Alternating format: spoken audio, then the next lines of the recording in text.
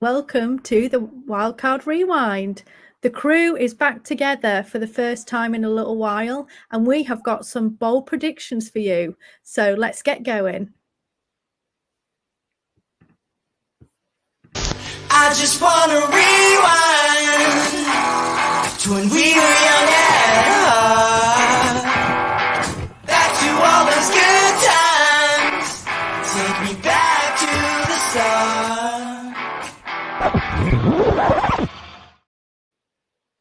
My start was really smooth there, wasn't it? Unfortunately, you can tell I've not been here for a few weeks. I went and pressed the wrong button, and instead of playing the video, I just blanked our background. So I've done really well here. I'm feeling like maybe I'm a little bit rusty. Need to get back into it. So let's bring in my fabulous co-hosts. We're all together again. Lewis, Paul, great to see you both. Lewis, how are you doing? Good to be back. Very, very good to be back. It's been a hell of a few weeks. I moved house. I bought a car. It's been a little bit mad, but I'm very excited to be back with you guys, and very excited for the show we got tonight. Yeah, I think it's going to be great fun. I'm really looking forward to some of the predictions that we got coming up. Paul, how was your week? How are you getting on? It's been amazing. I'm fully engrossed with the Olympics. Like my house has just been overrun. I think the TV's on all the time, and whenever I'm home, Olympics is on. I'm now a master in hockey, gymnastics, cycling, kayak cross, slalom, the lot. I know it all. I'm a master at them all. I know who's amazing. I know who's not. And my wife thinks that I must be having an affair with her because this is the third podcast I'm recording in 4 days. So why not? This is what happens when you're popular, Paul. You see, everyone wants you. 2 of them were rewind shows, just saying. Yeah, it's true. It's true. And it was really kind of our great guest last week to record with us. It was lots of fun by the looks of it. It was very much fun. They were great guys. And so I'm expecting to see you at the Olympics in 4 years' time then, Paul, now that you're an expert in all of the different disciplines. Yeah, you will see me sat on the couch next to Claire Baldwin because obviously I am such a good host and presenter that I could do it all. So, yeah. Yeah, I'm ready for LA. You're clearly much better than I am since I keep pushing the wrong buttons. So shall we get on to the big news of the week? We do have a couple of news items. Unfortunately, at this time of the year, it seems to be all injury news, which is something that nobody wants, particularly because some of us will have already drafted in a lot of leagues already. So we're kind of quickly scrolling to see, are these players on our team? How bad is it going to be? So first, I suppose, most breaking news from today was that Puka Nacua has unfortunately suffered a knee injury, and currently they're saying he's going to be week to week. No. We obviously don't have much information. It hasn't. It's fine. It's made up. You're making it up. It hasn't happened. It's fine. I've made it all up. He's going to be absolutely fine. No problems at all. He's still going to be fabulous. Obviously, we don't have much information yet. But Lewis, obviously, as a Rams fan and a fantasy player, how concerned are you at this time? You know, are you worried for the regular season, or are you hopeful that this is kind of a training camp only issue? Yeah, so like I'm trying to be as optimistic as possible about this because Puka Nacua is not just one of my favorite players to draft, but one of my favorite players, full stop. Obviously playing for my team. It is a real concern when you get injuries like this that you're not sure of before the season. This is the sort of thing where you actually go, yeah, it's going to be week to week and we think he should be okay. And then week 1 rolls around and yeah, he's 50-50. We're not 100%. And then, you know, it's week 4-5 before things are completely fine. I'm interested to see what it does to Puka's ADP. And I'm interested to see what it does to Cooper Kupp's ADP as well. But the Rams have had the last week or so for the Rams. We've had 3 O-line injuries, and now this to Puka Nacua. We've lost one of our starting corners and our biggest depth corner. So it's not been a great offseason so far for the Rams. I'm hopeful that they've not done an MRI for Puka, or they've not announced doing an MRI for Puka. And the Athletic reporter Jordan Rodriguez tends to get really good access to the Rams facility. So you would think she would report if we had, because that would be, you know, ligament damage. That's how they'd scan for that. So I'm hopeful that this is the sort of thing that, you know, in a couple of weeks, no, it's you're fine. He was just dinged up a little bit. But it does remind me of Cooper Cup last year with his hamstring, where we sort of didn't really hear what it was, and he should be fine, and then suddenly it was announced he was starting the season on pup. Yeah, I'd be lying if I said I wasn't concerned. I'd also be lying if I said I wasn't personally very upset about this. So, quick question about drafting him now. If you're going into your home league draft at this point, are you avoiding him at his current ADP? Are you waiting to see if he drops a bit and then potentially taking him? Like, what are you doing with him at the minute, fantasy-wise? So for me, Puka Nacua always falls into a certain spot of wide receiver that I can kind of argue either way who I'm going to take. So he tends to fall after, the top wide receivers of Tyreek Hill, CeeDee Lamb, Justin Jefferson, Jamar Chase, Amon-Ra St. Brown. There's this next group, which is Puka, AJ Brown, Garrett Wilson, and then depending on if you're including, Drake London, Marvin Harrison. There's a few other wide receivers that slip into that group. I think to me, I wouldn't be willing to, I'm not going to stop drafting Puka Nacua with the info that we've got in front of us today. But I think what it will do is it will make me draft him last in that group. So if I'm drafting at the 109 and Garrett Wilson's still there, this is going to push me to take Garrett Wilson over Puka Nacua. It is going to make me more likely to smash Cooper Cup's, late third, early fourth round ADP. Yeah, I think that's very reasonable, isn't it? And, ultimately, I think people have been a bit cautious about Cooper Cup. And I think, to be honest, you've probably got quite a good price on him so far. And I suspect that will rise over the next kind of few days as people kind of figure out what they're going to do with the injury news. Another injury we had, Justin Herbert suffering a plantar fascia injury. So apparently reports are that he's going to be in a boot for 2 weeks and then there'll be a slow ramp up to play. Apparently they are optimistic that he'll be back for the regular season. But what are your thoughts, Paul? Are you still happy to draft him, or are you kind of a bit nervous of him at this point? I know already people are kind of a bit down on him because of the new offense, but what are your thoughts on him now with the injury? I was pretty down on him before the injury. He's kind of one of them players that I think people have kind of hoped that he would hit and be great, and he hasn't done it for the last couple of years now. And I just think it just seems a bit of a mess. It seems like they're in rebuild mode. He's got rid of his sort of safety net of like Austin Eckler this year and stuff like that. And I just feel that offense has so many question marks around it anyway. And with Justin Herbert now having that injury, I think that just secures it for me. I don't think I'd be taking him in any spots at all, to be honest now. Does that also change your opinion on some of the Chargers pieces? I mean, already they were pretty low, but like Lad McConkey, players like that, are you still interested, or is it a stay away now? The only pieces I'd want of that Chargers offense, and it's the only ones I've actually really drafted this year, are the running backs, because they all seem to be really cheap.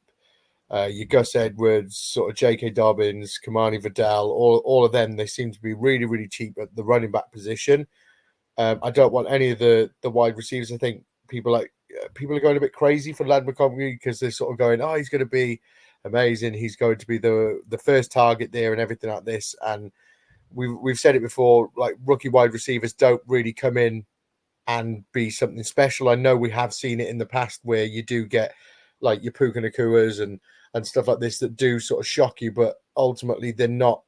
Then they don't step in and have this almighty role. And I've sort of stayed away from him. I think Dynasty, yeah, I do want pieces of Vlad McConkey because he may be something, but in redraft I just don't want any part of it. And I'm trying to find out what Justin Herbert's ADP is at the moment. So what he's currently going as what the QB 16. Caleb Williams before him. Trevor Lawrence just after him. Kirk Cousins just after him. I think I'd quite like Kirk Cousins, to be honest, over Justin Herbert and Trevor Lawrence. I think I'd prefer that.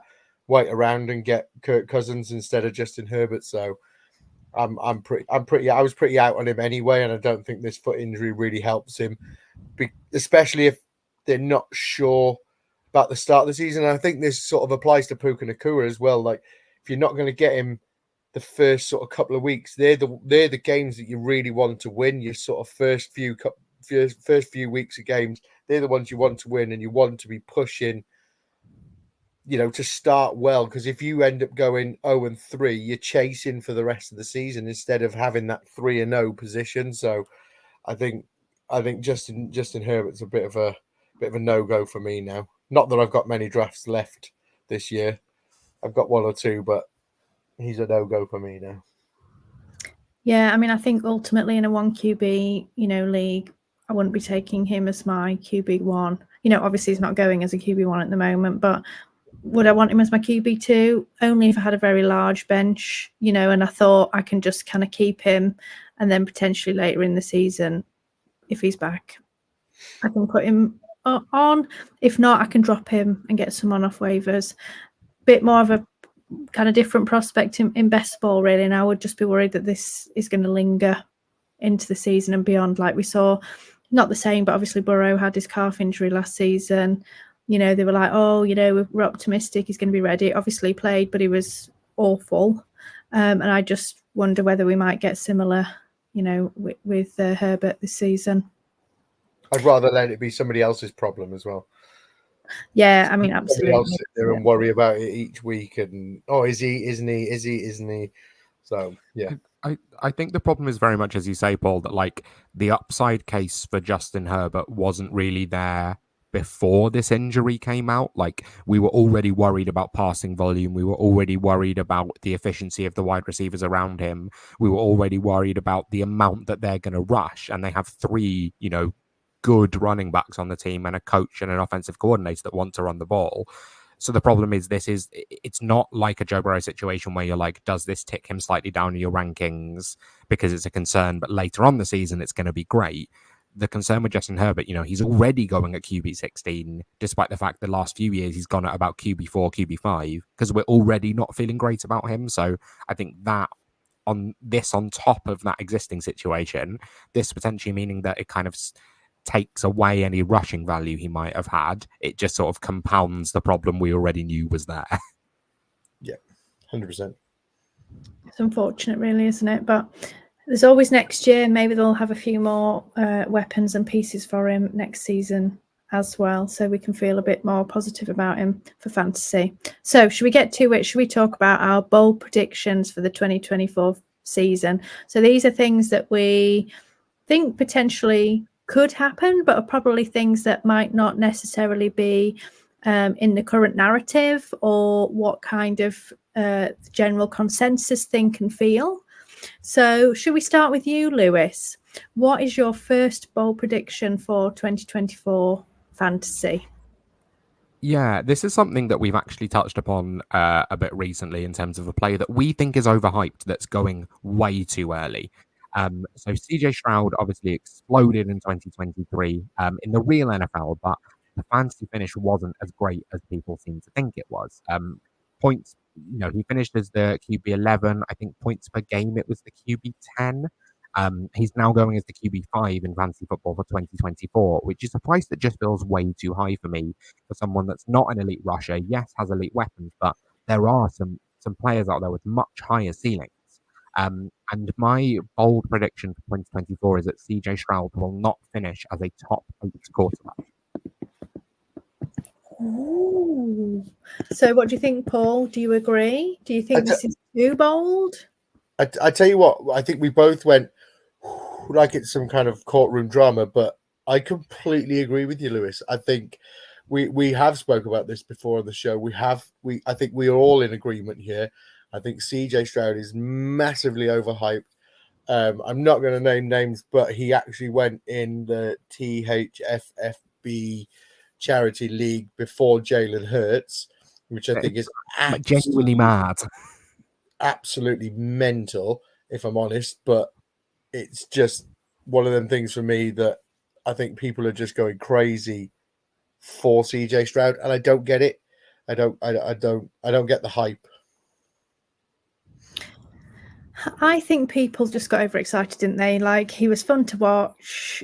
He did really well. He exceeded expectations, and so people, they kind of remember the good games. And like you say, a lot of people don't ever look at the data. They just think, wow, CJ Stroud was really good.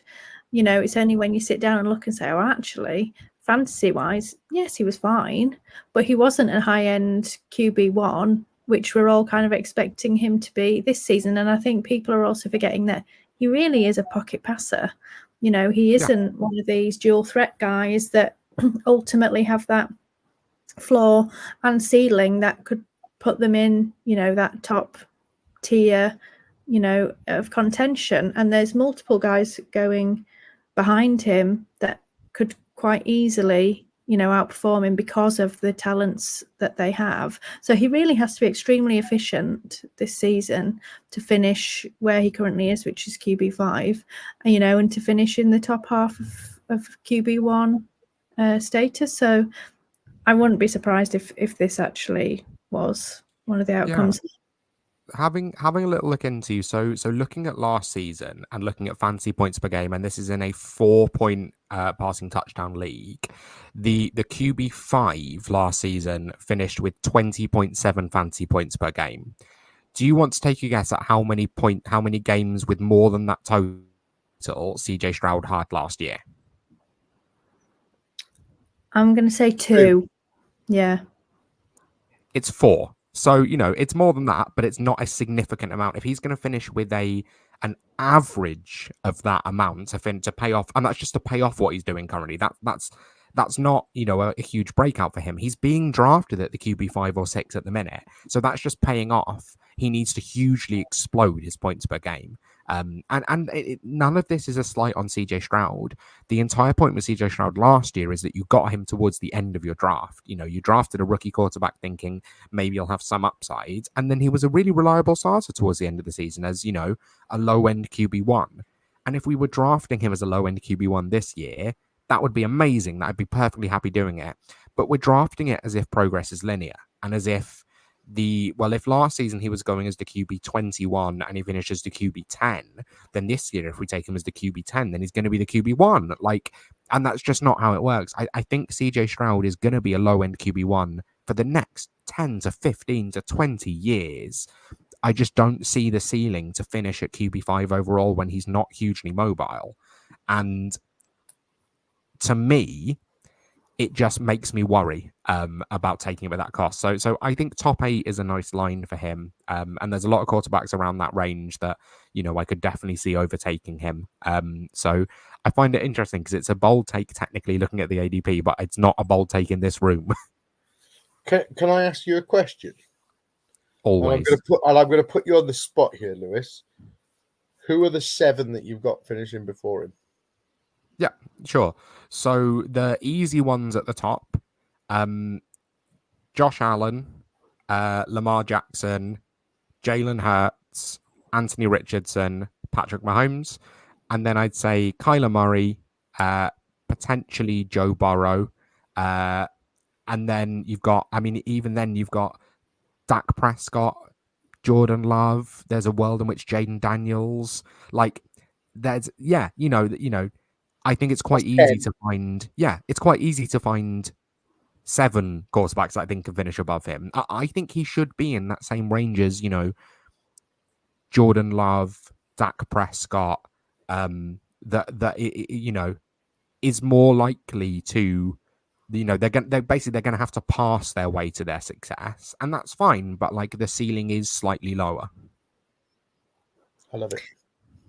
Yeah, I think this is probably one of the ones that we probably think is the most likely, you know, that could happen compared to some of our other ones later on down the line potentially.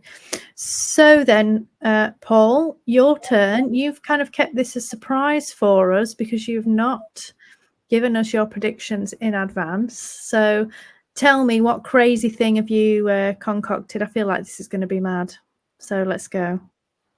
So I've kind of gone for something a little bit similar to Lewis, and he's gone for somebody that's being drafted inside the top 8 to finish outside the top 8. So I've gone for a QB that's being drafted outside the top 8 that I think is going to sneak into the top 8 and have an absolutely phenomenal season. And I may even say he's going to sneak into the top 6. And I think Jared Goff finishes as a top 6 QB this year. I think that Lions team takes a step forward. I think he's got Amon-Ra St. Brown. He has got Sam Laporta with him. He's got Jahmyr Gibbs at running back. They've got a great head coach. He's happy. He's doing well. And he's currently being drafted as QB 12 at the moment. So I think that's quite a reasonable price to pay for him, if I'm honest. And I'm trying to get it up now, but I did have his points per game, but it's just got off from last year. It's 17.8. Yeah, it was because I'm flickering through both. It's not loading at the moment. But yeah, so he had a decent season last year. He finished quite high up, and I just think he's somebody that I can see just keep taking that step forward and can finish. He can finish easily within the top 8, and I'd say he'd push top 6. Yeah, I mean, so I'm looking at 2 different things for finishes last season. One's got him as the QB7 and one's got him as the QB8. So yes, I suppose a little bit spicy, particularly because we had quite a lot of QB injuries last season. Burrow, you'd have thought he might, be ahead of him, etc., etc. So I think it is a bit spicy, but I don't think that it's unreasonable that that's a possibility. Ultimately we're betting on the offense being extremely efficient, and they're getting a lot of TDs through the air, and they're passing a lot, which may well happen. I guess, if they're getting ahead in a lot of games, they might do a bit more rushing, so that might affect his upside. I could see it as a possibility. I think some things would probably have to break his way, like, the offense continuing to be, as we said, efficient, and also maybe some other QB injuries, of guys ahead of him. But yeah, I could see it as a possibility. And as I say, really, it's not really betting on him. It's betting on the team and the offense, in my opinion. But what I've done is I've gone for a bold prediction. I've not predicted somebody who he thinks going to finish outside the top 8, Hey, Lewis. Hey. Yeah. Does it worry you, the wide receiver 2 spot? So that for me, like Jared Goff this off season, because I don't think I agree with this one, basically for the same reasons that I said for CJ Stroud, that it's just about the QBs around him. It's not about him in particular. But the thing with the Lions this offseason, I really thought they'd be in the market for a wide receiver 2, because I don't think Jameson Williams has proven that you can rely upon him. They lost Josh Reynolds. They've not really replaced him. Does that spot worry you, or do you think basically Amon-Ra St. Brown and Sam Laporta are so good that it just won't matter? Has it ever worried you with, and believe me, I'm not saying they're the same player, but has it ever worried you with the Kansas City Chiefs? And I'm not saying Jared Goff is Pat Mahomes, and I'm not saying Sam Laporta is Travis Kelce, but what I'm trying to say is, the point I'm trying to say is, they had a wide receiver 1 with Tyreek Hill and Travis Kelce and nothing else. Yeah. And you know what I mean? They still managed to move the ball around, and he still does it now. Pat Mahomes still does it now. I know Rashee Rice took that step forward last year, but what I'm trying to say is, when you've got 2 players like Sam Laporta and Amon-Ra St. Brown, are you really worried about that second choice wide receiver when you've got Sam Laporta, Amon-Ra St. Brown, or Jahmyr Gibbs? Yeah. Yeah, I think that's completely valid. Yeah, and I think, Gibbs is probably going to get more involved in that passing game as well a little bit this season. So I agree. I'm not too worried about Williams. But yeah, I mean, as I say, I can see he finished QB 7 and 8 last season. So it's, it's not like it's out of the realm of possibility. I just think that there has to be certain things that will break his way. I 100% agree with you. I think it's one of them where it's more of a, I think it has a possibility of happening. Yeah, I'm not going to sit here and say I'm going to go and put £100 on Jared Goff finishing as the QB6. I'm saying Jared Goff, if things fall right for him and he's got all the chess pieces to do well. If things go his way, he could finish quite high up. I mean, our takes are bold for a reason, right? You know, we don't expect them to happen, but they could happen. They are bold, right, Lewis? They are bold. There's definitely some bolder ones coming later on the show. Oh, I hope so. So my first one, for some reason, we like to be, is it inside or is it outside X or whatever? So I'm going to the tight end position here, and I'm going to say that Travis Kelce will finish outside of the top 5 tight ends in fantasy scoring in 2024. Now, this is, in my opinion, really quite spicy. But I do have concerns about him because obviously he's aging now. He really is getting on, to be honest. He's an old man in the NFL game. But also, I wonder whether they're going to limit his work a little bit in the regular season. You know, look, they've now got Hollywood Brown, they've got Rashee Rice, who may or may not get a suspension this season. But if he doesn't, you know, then we know that they've got him for the whole season. They've got Xavier Worthy now. You know, I get it. He's a rookie. He might take a little while to come on. But they have quite a few more reliable pieces this season than they did last season. Yeah, you know, and I think they're probably going to try and lean on those a little bit more, and the running game with Pacheco than they are with Kelce, because ultimately what I think they want is they want a healthy Kelce for the playoffs.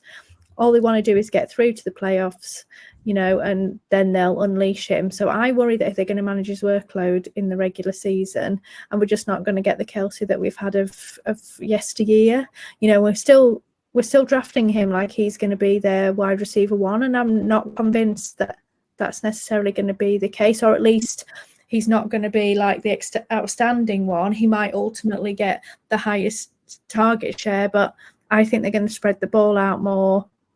They're going to try and get some more explosive plays. That's why they've got Hollywood. That's why they've got Worthy.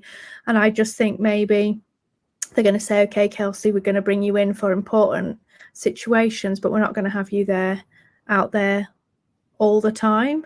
So I'm not saying that I think this is definitely going to happen, but I could see us sitting at the end of the season and saying, why didn't we kind of predict this?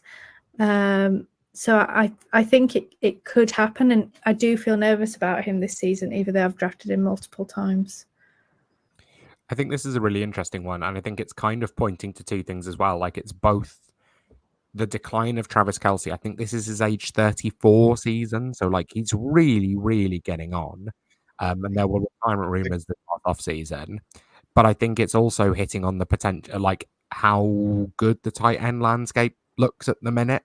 That it's not just about Travis Kelce declining, where a few years ago, if you're finishing as the tight end 4, it basically means nothing because there's only 3 good tight ends. There's so many good tight ends out there right now that actually he can finish as the tight end 5 with the same points per game that he had last season if Sam Laporta and Trey McBride continue to take step forward, if Mark Andrews is healthy, if, you know, TJ Hawkinson comes back strong, if you know, one of George Kittle or David Njoku and Evan Ingram manages to piece it together for a whole season, like, he can still have a good season. There's just a lot of tight ends out there at the minute. Yeah, that was the other part of the argument as well. Like you say, Lewis, you know, there's quite a few upcoming tight ends. Also, the tight end landscape has changed a little bit in that, you know, historically it was like, as you say, Kelce and Andrews, because they got such a heavy, you know, workload versus everyone else who kind of touchdown or bust. But that's not the case anymore. You know, more and more tight ends are being featured in the passing game, you know, and more they're kind of, you know, squeezing together. You're not getting these 1, 2, 3 players that are really outperforming everyone else. You know, we're really getting the kind of fantasy points starting to squeeze together. So I think ultimately it might not take many points to drop from, he finished it from what on per fantasy data, he finished as the Titan 3 last season with 219 points. Titan 5 was 203 points. So that's like 2 touchdowns, right? You know, and if they're taking him off the field more, he might not necessarily be getting those as much as he has previously. So I think it's a much easier to drop out, like you say, Lewis, than it was historically. Yeah. So with Travis Kelsey, it's really difficult for two reasons. So the first reason is we said that he's really old, and I've just checked his age, and he's 2 years younger than me, and that makes me really sad. Um, and yeah, it's hard to disagree with what you're saying, Hannah, because we are all expecting that sort of reduced load and everything like this.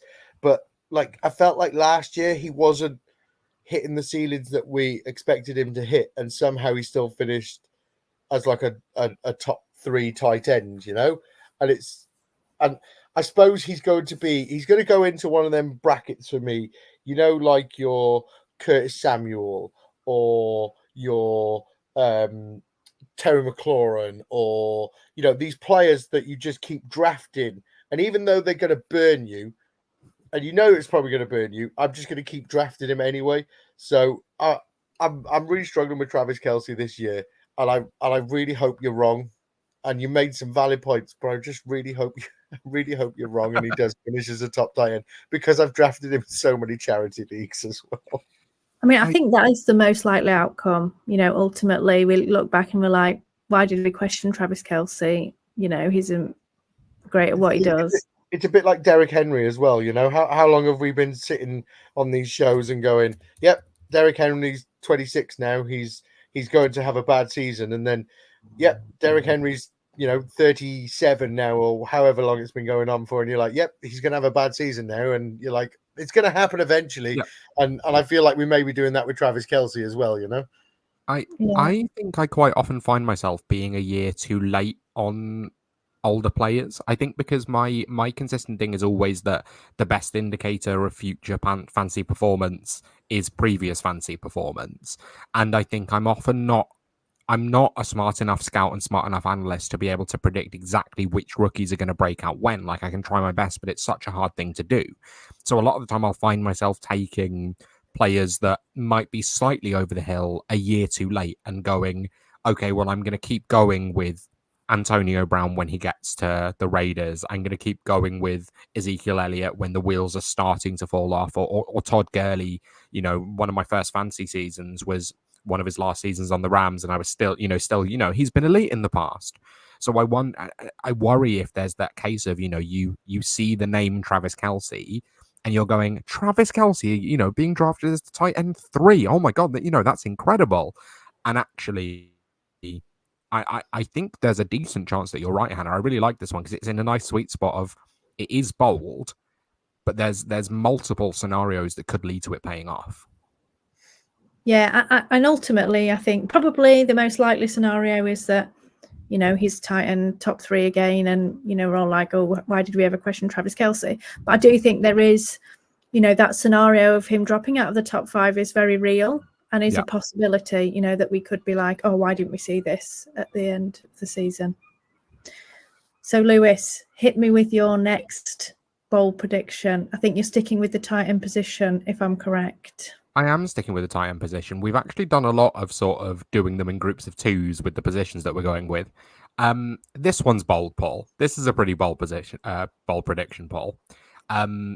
So the tight end landscape, we said, is very varied. But when you look back at 2023, again, something we've spoken about a lot, it was a down year for tight ends. Sam Laporta's 239.3 PPR points was the lowest tight end one season since 2017.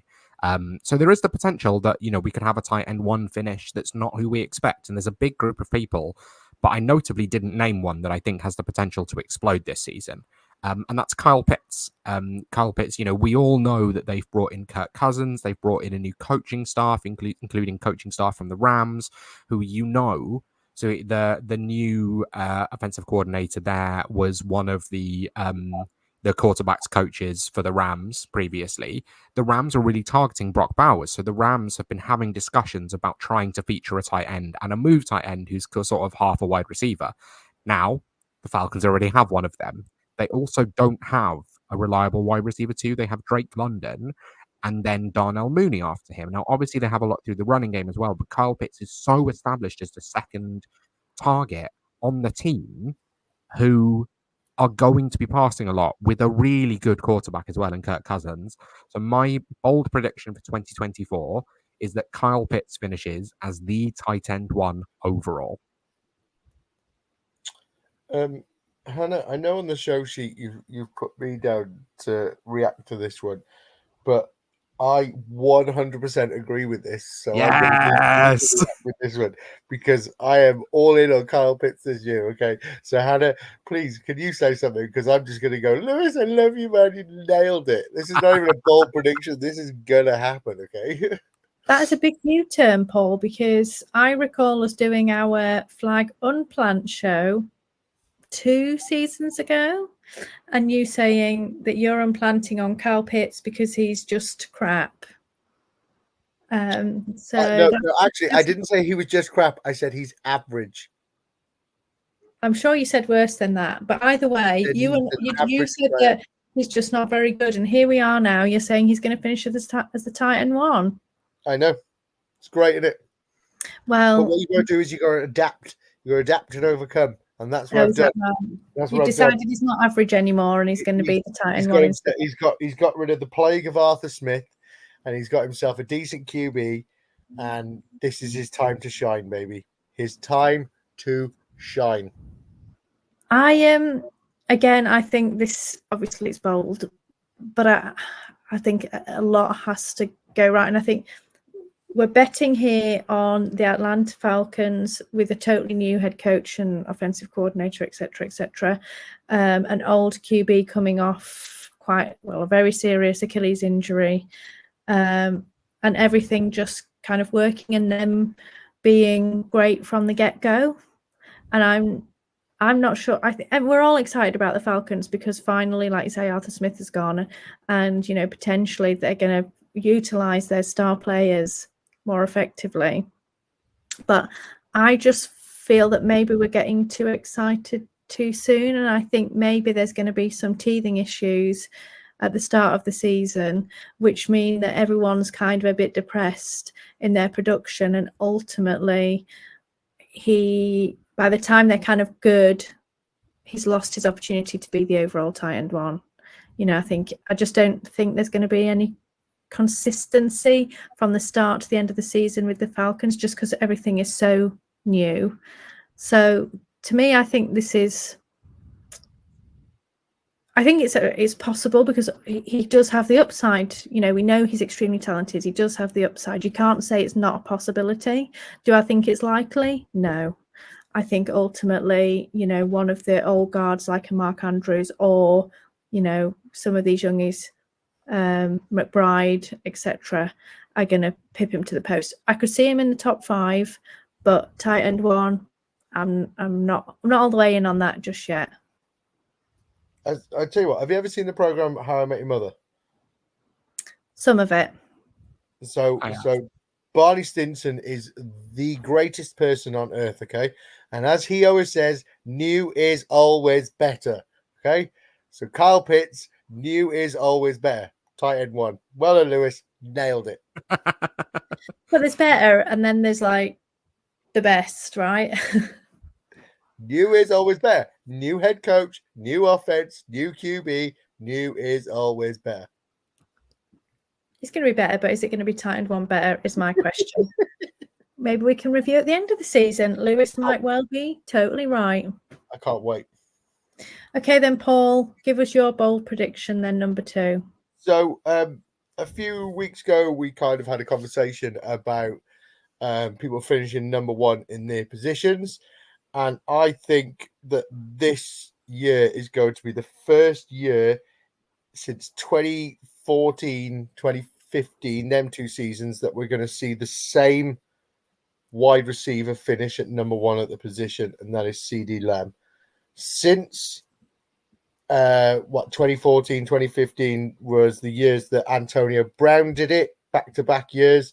Since then, we've had Mike Evans, DeAndre Hopkins, Tyreek Hill, Michael Thomas, Devontae Adams, Cooper Kupp, Justin Jefferson, and now CD Lamb. And I genuinely feel like he's going to finish the season again as the wide receiver 1 and do it for the first time in 10 years as back-to-back wide receiver 1 seasons for him. So, just to clarify, when you said earlier that my bold prediction wasn't bold enough, your bold prediction is that the wide receiver being drafted first overall will finish first overall. So, but to back that up, we haven't seen that for 10 years. Yeah. So when Justin Jefferson did it and everyone drafted him as the QB1 the next season, CeeDee Lamb beat it to it. When Cooper Kupp did it, Justin Jefferson did it. When Devontae Adams did it, then Cooper Kupp beat him the next season. When Michael Thomas did it, Devontae Adams did it. You know, Tyreek Hill hasn't finished as the wide receiver 1 for 5 years now, and we're still taking him as the wide receiver 2. And it's so, yes, okay, the person that is going number 1 overall at the wide receiver position, I'm saying, is going to finish as the wide receiver 1, but that person that we're drafting first overall historically doesn't repeat that going on. Antonio Brown was the last person to do it. So I'm saying we're going to see a year where we're going to have back-to-back wide receiver 1 seasons.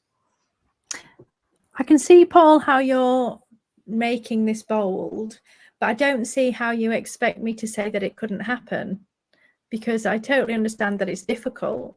But, you know, we know the reason we're drafting him as the wide receiver 1 is because we think that he could realistically finish as the wide receiver 1.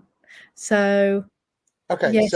So I tell you that Kyle. Well, I back Lewis when he says Kyle Pitts could go, and you go, oh, he's got to beat out Mark Andrews and Trey McBride and Travis Kelce, and then I tell you that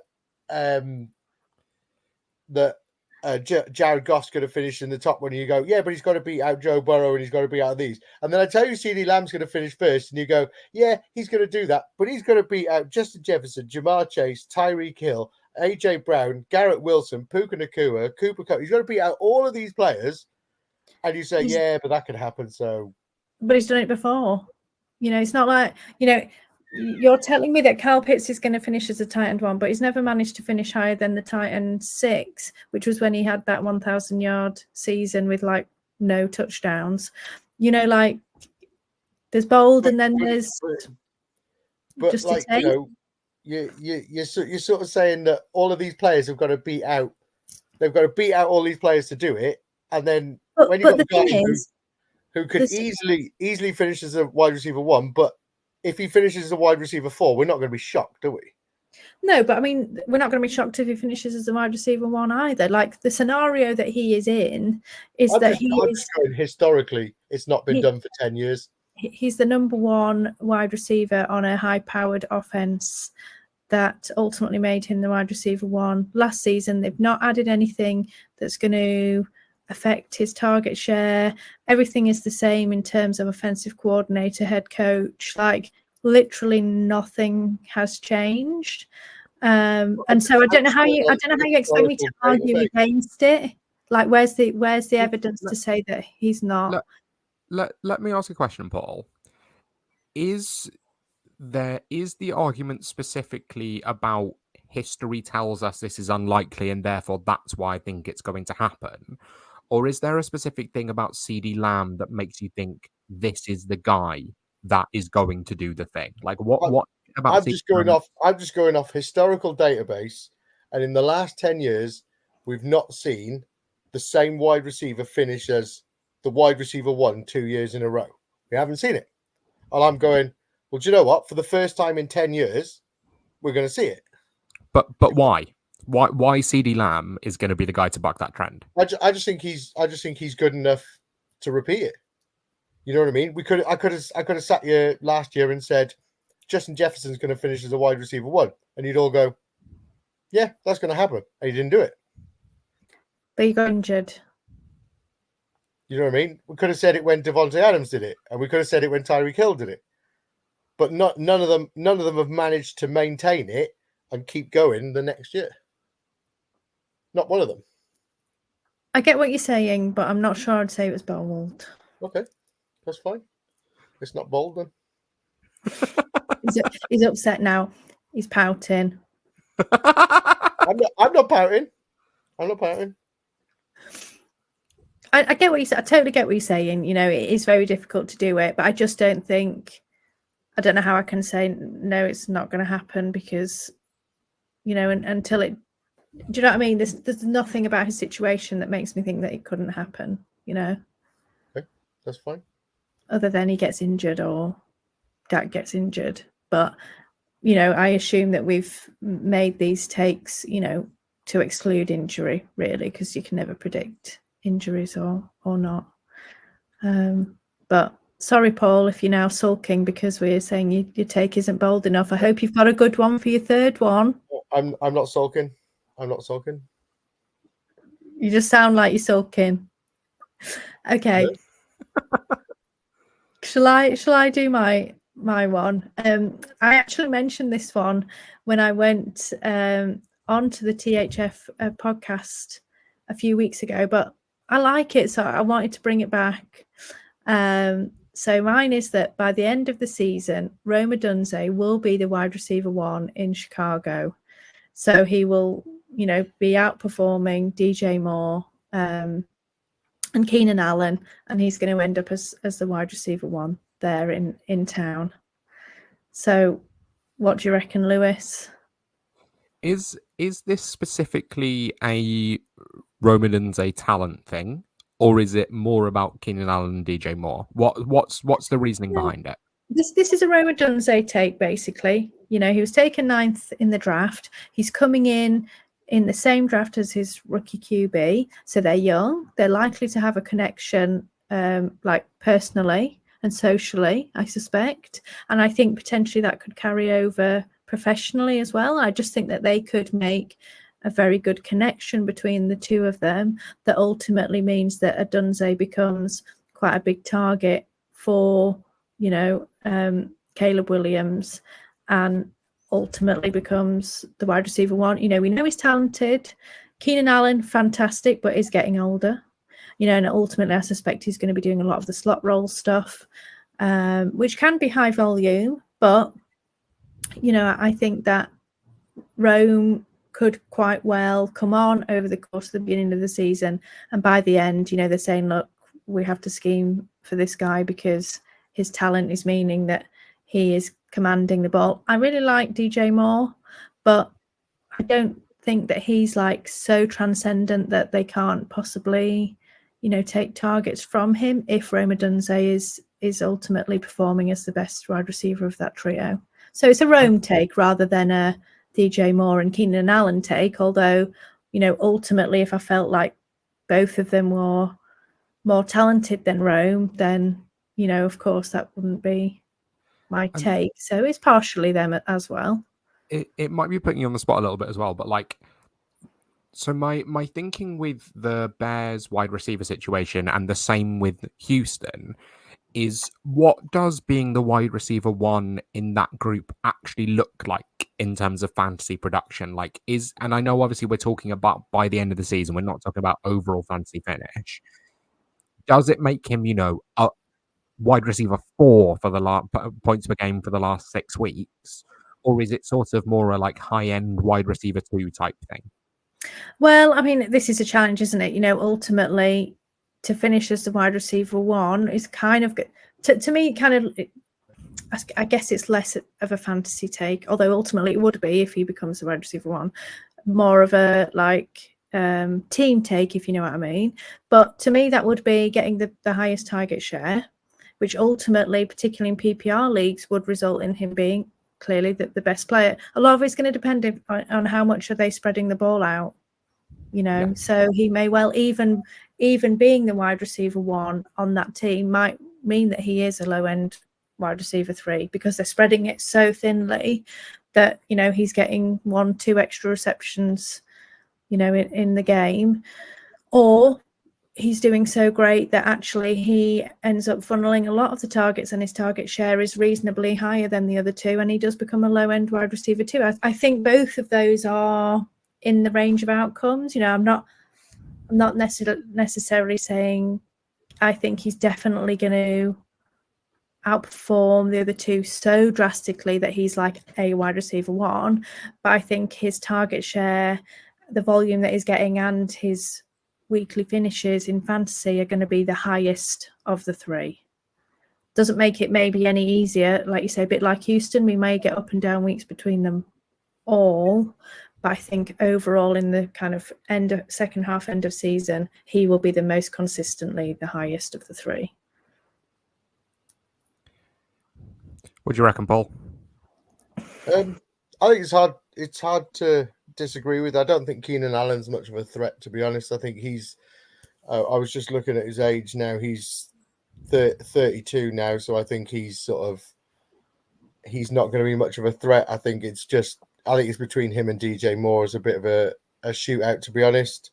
And I can see him beating DJ Moore because DJ Moore again is a player where he kind of hasn't really hit the ground running that much in Chicago. He's done okay, but he's not sort of set the world alight. And I think, like what you said, Hannah, with the fact that these two are rookies coming in together, I think they will have a good connection between the two of them. So it's hard to disagree with that, to be honest. Any more thoughts, Lewis, or shall we go on to your next bold prediction? No, I can move on to my next bold prediction. And I wanted to sort of escalate mine in order of boldness. And I really debated because I think the Kyle Pitts one is relatively bold, and it's similar to sort of what Paul was talking about with the top overall finish. And it's been very different at the running back position, that for the last 4 years, it's basically been either CMC is injured or it's CMC. So he's not been the running back one because of underperformance or because someone's outperformed him. He's either been injured or he's been the running back one. And we spoke about this when we had the show, when we talked about who can finish top overall at their position. And I've been thinking about it a lot this week about Bijan Robinson and Breece Hall. And you've got two, potentially high-powered offenses with less competition for touches than Christian McCaffrey has, obviously with 3 other elite weapons on the team when the others have, arguably 2 in Atlanta, definitely arguably only 1 in New York. Both have good offensive lines, both smart offensive coordinators, both good situations, both good quarterbacks. My bold prediction is that this is the year that Christian McCaffrey does not finish as the RB1 overall. I think Bijan Robinson has the talent to really overtake him, especially if he's going to get the usage. I think Breece Hall absolutely has the talent. And we spoke recently about Christian McCaffrey only had 2 less touchdowns than the entire Jets offense last year. Breece Hall finished as the RB2 or 3 in points per game, but only had a few touchdowns. So that touchdown percentage goes up with a better offense, and suddenly he has the potential to explode. I think this is the year. I can't tell you which of the 2 finishes above him. Maybe both of them finish above him, but I think this is the year that CMC does not finish as the RB1. I think one of them beats him. And I think that's Breece Hall. And I'll tell you why. Because I think Christian McCaffrey, as long as Christian McCaffrey's healthy, he always has that chance of finishing as the RB1. But that's because he does so much in both the rushing side of the ball and the receiving side of the ball. Now, I didn't see enough from Bijan on that receiving side of the ball to go, he's going to challenge Christian McCaffrey for that top spot. I saw enough with Breece Hall to go, this guy can receive the ball. He can do a lot with the ball. And the only reason I think Breece Hall could beat him is because Breece Hall last year finished as the RB2. I think it was the RB2 at the end of the season, wasn't it? Yeah. He finished as the RB2, and yet he only played about 40 seconds with Aaron Rodgers, if it was even that long, Yeah. So, I know the Jets really struggled last year and they didn't score many. Like you said, Christian McCaffrey had 2 less offensive touchdowns than the whole Jets team throughout the whole season. But that's because they didn't have Aaron Rodgers guiding them down the field. And I think that whole Jets offense takes a complete step forward just with Aaron Rodgers being on the field. So, you think if that Jets offense takes a step forward, then there's a positive regression with Breece Hall's touchdown straight away, and he sees more of that. He sees more of everything. He gets more receptions. He gets more touchdowns. He gets more rushing yards. They get more red zone work and everything like that. And I think it's going to be difficult, but I think that if there is somebody to push him toe to toe with him, I think it is Brees Hall, to be honest. I've got a list here. So Brees Hall, when you look at his performance last season, he rushed for under 1,000 yards, and only had 5 touchdowns, no receiving touchdowns, and still finishes the RB2. I've got a little list of wide receivers that had as many or fewer targets than Brees Hall last season, which just shows you like how crucial of a part of the offense he is. And that's Cooper Kupp, Jaden Reed, Jackson Smith and Jigba, Deebo Samuel, and Deontay Johnson were all targeted. He had the same amount of targets as Cooper Kupp. The rest, he had more targets than those wide receivers. Like, Brees Hall is such a huge part of this offense. The offensive line is better and the quarterback is better. The only thing they've really done to upgrade at wide receiver is Mike Williams, who isn't healthy. So he's still going to be peppered with as many targets. Like we saw the way Aaron Jones was peppered with targets in Green Bay. Brees Hall is going to be the same for Aaron Rodgers this year. I think this could be the year that, and I agree with you, I think Brees Hall is more likely. I think Christian McCaffrey could be unseated. And they're both Shanahan-style offenses as well. Yeah. The Jets and Christian McCaffrey. And he's a bit of a wizard when it comes to sort of that running back style of play and everything like that. And so, yeah, I can see it. I think it's going to be hard. I think it's going to be hard to do. But if anyone's going to do it, it's going to be Brees Hall, isn't it? Yeah, I agree, actually. I think, Brees was coming back from injury beginning of last season. Like you say, he rushed a lot less. He had a lot fewer touchdowns. I think this is his kind of opportunity. I think he could do it. I agree, Bijan, I'm not as convinced about, but wouldn't be surprised if it did happen. Okay, then, Paul, blow our socks off. Give us your final bold take.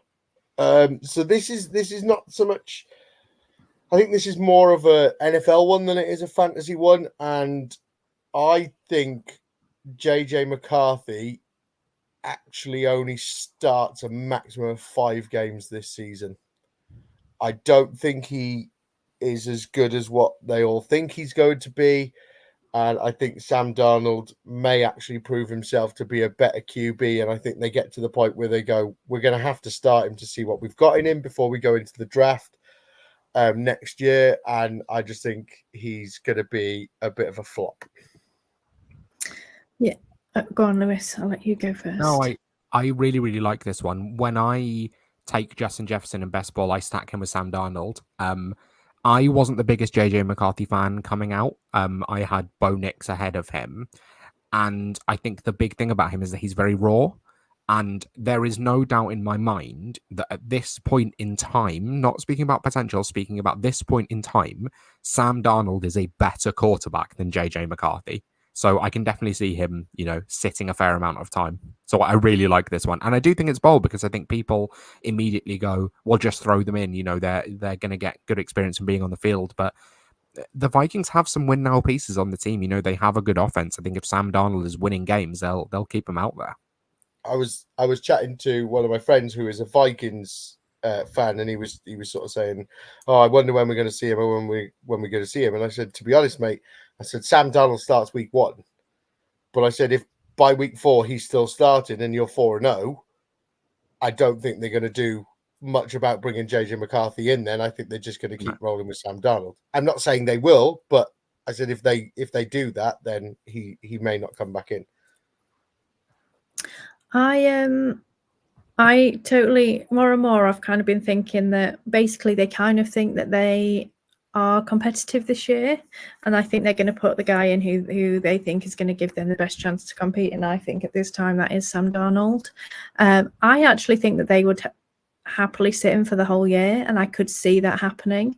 Yeah. I think ultimately if they keep losing, if they lose and Darnold goes a bit off a cliff like he can sometimes do, I think that's when they're going to switch in and put him in. But if Darnold plays quite well, which this is a very QB-friendly system, we've seen a number of QBs that are really, poor backups in the league do extremely well. Exactly. So I can kind of see Darnold doing quite well, for the majority of the season, and then, sitting McCarthy until such time that either he draws drops off a cliff or they're no longer competitive. So I can see this happening. I agree, and I don't think I've trusted very much JJ McCarthy at all in anything other than Dynasty. But I'm not really that keen on doing it. I think I did an Ali Cook with him at one point, and it was like, I've got to have a share just in case. But I think that's about it. Yeah, you see, for me, I'd much rather have like a Drake May share just in case rather than a JJ McCarthy. Like, I think he's going to have a similar trajectory in that I don't think they're going to put him out week 1. But I could see them putting him out later on when they realise they're not a contender, which they're obviously not, and just to kind of give him some reps. But I just don't think they want him out there from week 1. And I'd much rather have pieces of him than JJ McCarthy, to be honest. Like, if I miss on JJ McCarthy for the last bit of the season, I don't think he's going to be that good that I'm going to regret it. Agreed. He's not a league winner, is he? No. So shall I quickly go through my last one? And actually, when I was looking at it then, I was like, oh, this is very similar to my previous one. So we'll just go through it quickly. But my bold prediction is that Romeo Dobbs will score the most fantasy points of all the Green Bay wide receivers this season. Basically at the minute, ADPs are, people think that Jaden Reed is going to be the guy that's going to score the most. Then it's going to be Christian Watson. I think Dontavian Wicks might have now overtaken him in ADP. Then it's Dobbs, and then obviously Bo Melton occasionally gets drafted. I think people are down on Dobbs, and there's been this whole kind of hype train for Dontavian Wicks, and I think people are sleeping on Dobbs. And they, ultimately the last game that we saw him in that, was it the Wildcard or the divisional, whichever one, he scored like 3 touchdowns. I don't know if it was that many, but a lot of touchdowns, and got the ball, had quite a lot of yards. And I think people just, no, Dobbs, we don't like him. He's boring. He's not going to be the guy. But I actually could see him having quite a big role on this offense and ultimately coming out and being the guy that scores the most fantasy points. This is a similar situation to Chicago. I'm not saying he's going to be a wide receiver 1 or anything like that, but I think ultimately when it all shakes out in the wash, he's the guy that gets the most points. I'm not that keen. I think this is a better in best ball kind of wide receiver room here. I'm kind of avoiding them all in managed leagues because it's going to be a headache, I think. Similar, to be honest, I think Chicago could be similar as well as Houston. But when it all comes out in the wash, I'm going to say Dobbs is the guy that actually everyone wished that they had when ultimately they drafted Jaden Reed like 6 rounds earlier. Yeah, I think this comes to something that we've spoken about a lot, about taking the cheapest one. And I think we're so uncertain of what's going to happen in Green Bay that you could tell me that sentence could have started with any of the 4 wide receivers finishing as the number 1, and I probably see, yeah, I can see it. I can see how that can end up happening. I do just enjoy that with 2 of your 3. If we'd let you had a third, you would have spoken about Roman Wilson. It would have been Romeo Acquara after a while. Like, you just love Rome this episode. That's all you really want to talk about. Oh, 100%. Rome wasn't built in a day, was it? Yeah. Yeah, I mean, I just wanted to say, in the THFFB ball mock draft I did the other day, I actually spoke about this and spoke about how I didn't want really any of the Green Bay ones because it is just a massive headache. And if I was going to take one, I'd ultimately just go for the cheapest value player and whoever I can get further down. But I actually went against my whole strategy and ended up taking Jaden Reed in that league. But that's best ball, right? So yeah, it is best ball. So it's not too bad, but it was just one of them where I've ended up taking Jaden Reed because he fell to me. Yeah, and ultimately if the ADP does fall, I'm not against taking him, but I think, like we've all said, I think ultimately what the price we pay for him versus the others is probably too much of an opportunity cost, versus other players that go around him at this time. So we've got through 9 bold takes for the 2024 season. It'd be interesting to hear if any of our listeners agree or not. So always, please, we love a comment, or drop us a DM on X or Twitter and let us know what you think. But ultimately, this brings us to the end of the show. I had a great time, actually. Some spicy takes, some lukewarm, some pretty cold, but really good fun. And it would be really great to maybe review them at the end of the season and just see how bold we were and whether any of them came to fruition. So thank you so much for tuning in. Don't forget to subscribe and follow us on X. You know where we are, at Wildcard Rewind. Otherwise, we will be seeing you all next week.